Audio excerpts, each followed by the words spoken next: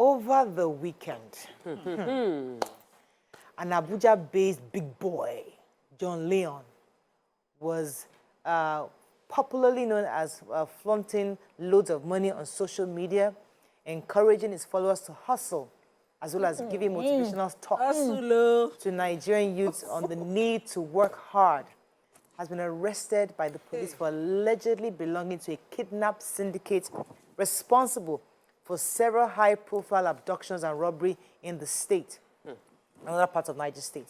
Now, this story trended all weekend because people were showing videos of him, going to churches as a motivational speaker. Worshipping God in tears. And really praising God and thanking God and stuff like that. And you see, and we then bring this story to this conversation, like, okay, how do we even know? How do we get to this point as a people where we are so lavish in our lifestyle, yet behind closed doors, we do the worst things? I remember there was a time I was having a conversation. My husband were just talking, and I think I can't remember what I was saying. I can't remember what the conversation was about, but I remember he said something that struck me. He said, Morel, if you cannot say categorically, this is what this person is buying, selling to get money, don't even go there. Because I think we were talking about maybe admiring or celebrating somebody. Say, I can't do these things. I can't celebrate anybody because I don't know. I know if I call this person's name, is it you're selling biscuits or you're selling rice? I know that this is how you can't just tell me that you have money. So I can't be friends with people. I can't explain but it. This guy has a job. He runs an interior decorating. He has a Lyon Interiors. Yes, he brings in Turkey furniture. If you remember, there was a video that we saw. Somebody was saying it, that was TikTok. Someone was recording the video on Admiralty Way. If you recall, she's like, how many interior decorators do we need in this country? See, and you cannot tell me you're all really interior decors because we know ourselves. She was an interior decor. She did a video saying that how can you just put these things here all on Admiralty, just see all sorts. And I think it's just, how many of you are doing interior decor? We know you're just fronting for some kind of business. So these are part of the issues that we've seen. But what are your thoughts when you saw this video?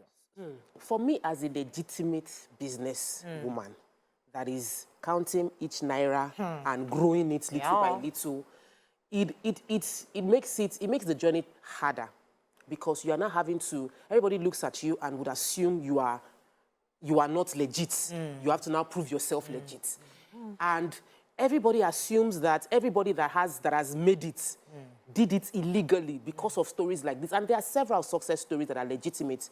So. For me, it was just a sad moment, especially when I now saw that he was also in church and he was crying in worship. When you see the church side of people, it's supposed to make you feel like there is legitimacy to what this person is doing. I had a transaction with a lady, and I'm going to refund her because she had so much fear. I even told her, I said, see, this is your level of fear. I think I should give you back your money. She said, yes. She said, I cannot trust you based on social media. I cannot trust you based on social media. I said, I don't know what, because she's just so stuck on the fact that it cannot be true. And this is why it makes it tougher for legitimate businesses to succeed, because they see false social media. Like I feel like this is who I am. But you've seen people that say this is who I am, and yet it's a camouflage. So it is extremely, extremely sad to see young people still taking this path. And it is important that we continue to speak truth to power when it happens. People were still supporting him and all of that, and asking questions. There's nothing wrong with you asking questions. What your husband said was very valid. If you don't know what the person is doing, ask. Are you serious? Is it inside this interior that you're making this kind of money? Show me the way. Sit down. I'm telling you. So this doesn't represent the majority Nigerians I know. Thank you. Nigerians are hardworking, struggling daily, facing obstacles in growth. Nigerians will invest money. And something, I have been selling rice since 2019. If I tell you what my eyes have seen, you will say pack business and go. In fact, I thought of it this December, and then I had customers waiting for their stock. And they'll be demanding in December. That's business for you. And so I know more Nigerians in that bracket who are daily doing neat, honest, sincere legal work. And they have been faced with life every day, and they have not been criminally inclined. When you see people like this, now their choice, so that's how they are. Soft life, no work. small work, plenty money. But you think, Nima, that they will learn from, what's that guy's name, the puppy guy? Yeah, they'll learn from The puppy guy. They'll learn from that. The generation are not far apart. It's So, the same Hush mindset. Puppy, no, it's not.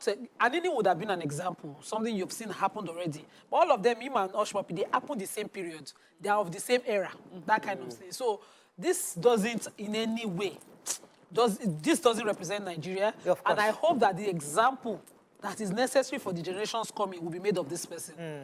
Morayo, I don't understand how you be a kidnapper or a criminal, and then when they catch you, you are crying more than anybody. Yeah. How are you able to cry?